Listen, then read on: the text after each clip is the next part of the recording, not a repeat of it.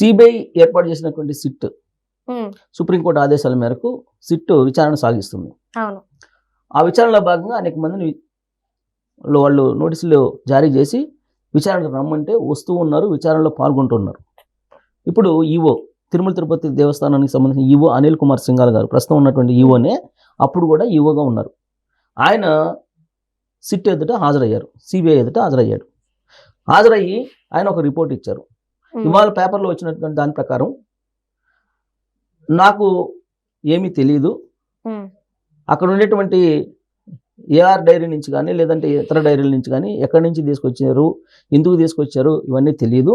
ఉమ్, కాకపోతే తిరుమల తిరుపతి దేవస్థానం బోర్డు ఏదైతే నిర్ణయం తీసుకుందో ఆ బోర్డు నిర్ణయం ప్రకారం నేను ఇంప్లిమెంట్ చేశాను, ఇంప్లిమెంట్ చేయడం వరకే నా బాధ్యత అని చెప్పి ఆయన రిపోర్ట్ ఇచ్చారు. ఉమ్, చెప్తూ ఆ రోజున వైవి సుబ్బారెడ్డి గారు చైర్మన్గా ఉన్నారు, ఆయన పవర్ఫుల్. సో కాబట్టి వైవి సుబ్బారెడ్డి గారి ఆధ్వర్యంలో టీటీడీ బోర్డు తీసుకున్నటువంటి నిర్ణయం ప్రకారం ఏఆర్ డైరీ నుంచి మేము నెయ్యి కొనుగోలు చేయడానికి సిద్ధమయ్యాము. అది కల్తీ జరిగింది అని చెప్పి తెలిసిన తర్వాత ఆపేసేటువంటి ప్రయత్నం చేశామని చెప్పారు. ఉమ్, ఇది ఆయన ఇచ్చినటువంటి రిపోర్ట్, వాళ్ళు ఇచ్చినటువంటి న్యూస్ ప్రకారం. మరి ఈవో ఆ విధంగా చెప్తే సిబిఐ వాళ్ళు జనరల్గా ఐఏఎస్ ఉమ్, ఆయన చెప్పింది రాసుకొని ఉంటారు.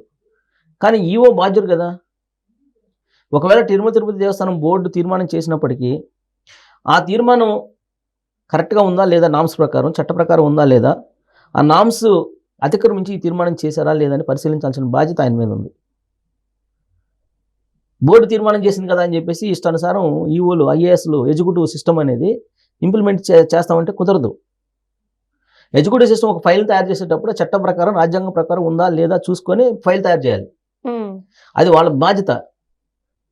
ఇప్పుడు మనకి సమాజాన్ని రాజ్యాంగం ప్రకారం 4 పిల్లర్స్గా ఉంది: legislation, executive system, judiciary and media.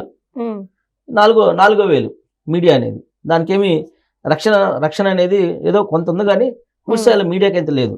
కానీ మిగతా 3 వ్యవస్థలు అయితే ఉన్నాయి కదా, ఈ మిగతా 3 వ్యవస్థలు ఎవరికి వాళ్ళే మా వ్యవస్థ గొప్పది, మా వ్యవస్థ గొప్పది అనేటువంటి పరిస్థితుల్లో ఉంది ఇవాళ. ఉమ్, జ్యుడిషియరీ మేమే గొప్ప అంటుంది, లెజిస్లేషన్ మేమే గొప్ప అంటుంది, ఎగ్జిక్యూటివ్ సిస్టము మేమే మొత్తం అనే యాంగిల్లో వాళ్ళ భావన ఉంటుంది. ఈ మాట ఎందుకు చెప్తున్నానంటే లెజిస్లేషన్కి జ్యుడిషియరీకి మధ్య తరచూ సంఘర్షణ జరుగుతూ ఉంటుంది. ఉమ్, ఉదాహరణకి మనకు అసెంబ్లీలో జరిగినటువంటి ఇష్యూస్ని తీసుకోవచ్చు. ఎమ్మెల్యేల మీద అనర్హత వేయటం ఎందుకు వేయట్లేదని చెప్పి కోర్టు చెబితే నువ్వెవరు చెప్పడానికి, నేను పరిశీలిస్తాను అన్నట్టుగా సమాధానం చెప్తుంది.